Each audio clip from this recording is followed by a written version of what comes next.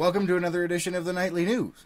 I'm Chris Lee here with LPNN, bringing you all the news that is news and none of the news that isn't, most of the time. We are starting a new thing. We're going to be broadcasting here on YouTube and not just Facebook. So for all of our Facebook viewers that are out there, come on over here and check it out. Or for all of our YouTube viewers, check out our Facebook site. We've got it everywhere. Tonight's episode is brought to you by H&R Block of Page, Arizona at 608 Elm Street. Don't forget to support local businesses that support us, because it helps us get you everything that you need, the news in real time. In our local news today, we've got a couple of things. This last weekend was the Coffee with a Cop event at LP Espresso Wagon at State 48. We managed to get down there and talk with our local law enforcement and see all of the citizens that came in to have coffee and a nice chat to get to know them better. Several youngsters, though shy at first, were full of great questions and enthusiasm at getting to know our local police force better and finding out what it is they do for the community. Along with giving out junior badges for them, the detectives and officers were more than willing to help fill them in with the inquisitiveness of youth has. That's live TV for you, folks. You never know what's going to happen around here. We live streamed the event on Facebook, and you can watch it when you get some time. It's posted on our Facebook page in the feed. In other local news, there is an online housing survey that the city has put up so that you can voice your opinion on the housing situation here in Page, Arizona. Don't forget, there are a couple of meetings on that tomorrow evening starting at 5:30 with the Community Development meeting, followed by the Community Housing Needs Workshop at 6:30. Also today in local news from NPS, the National Park Service. Glen Canyon National Recreation Area is seeking input from the public in an effort to consider alternatives to the current concession contract structure. Some alternatives that could be considered include using commercial use authorizations or leases in place of a concession contract to provide certain services.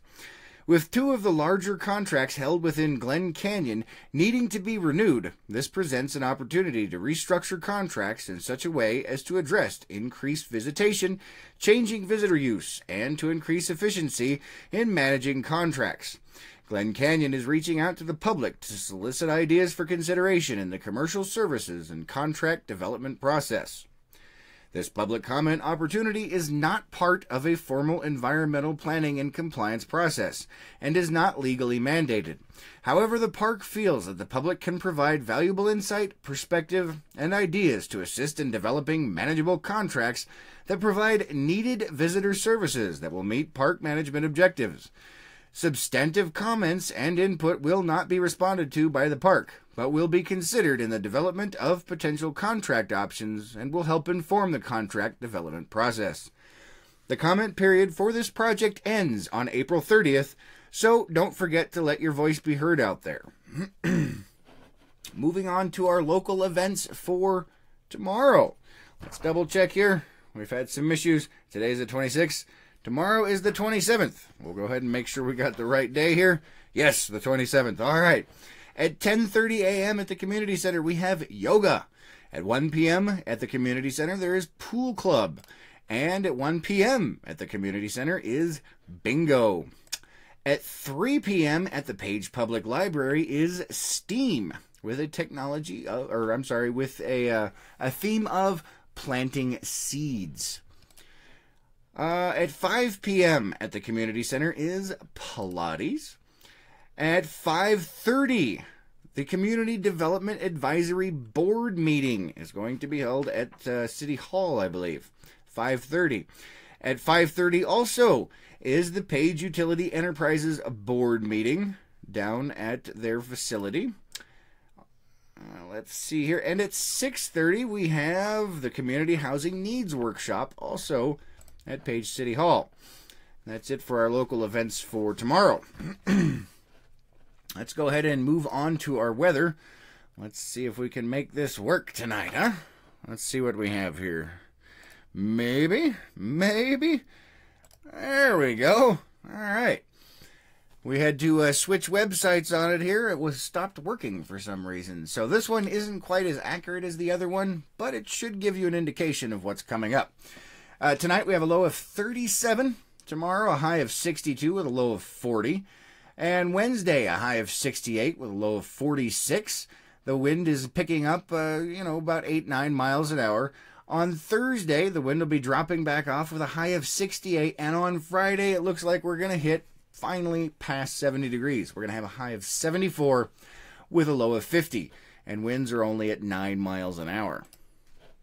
Let's see what else we have here in state news from the Office of the Governor. From the Office of the Governor. Joined in his office by former Arizona Governor Jane Hull and both Democratic and Republican lawmakers, Governor Doug Ducey today signed SB 1390, bipartisan legislation to extend Prop 301 for another 20 years. The legislation, sponsored by Senator Kate Brophy McGee and Representative Doug Coleman, protects a $667 million a year funding stream to Arizona schools. Prop 301 is a voter-approved initiative passed in 2000 and championed by then-Governor Hull. It provides millions of dollars annually in education funding. It was set to expire in 2021, and this legislation extends it to 2041, providing certainty to Arizona schools. Nearly 20 years ago, Governor Hull and Arizona voters passed Proposition 301. Today, elected leaders have worked together in a bipartisan fashion to keep this funding stream alive for our schools, teachers, and students, said Governor Ducey.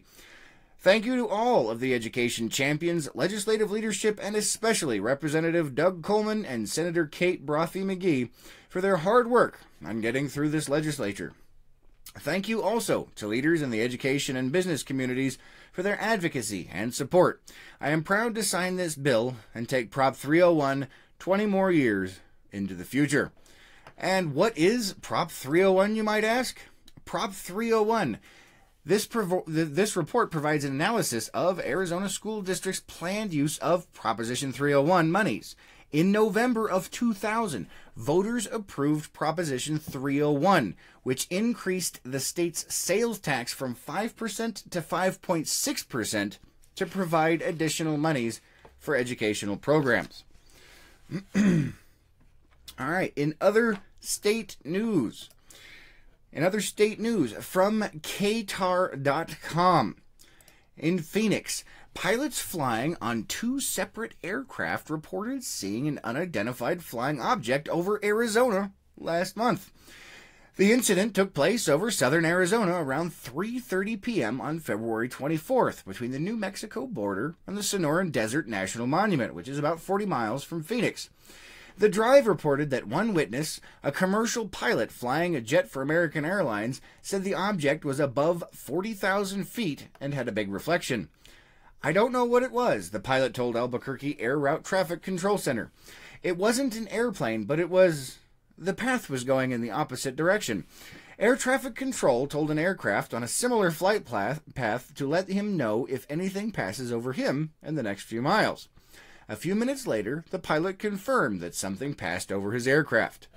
Don't know what it was, but it was at least 3,000 feet above us, he said. It passed right over the top of us. Can you tell if it was in motion or just hovering? Traffic control asked.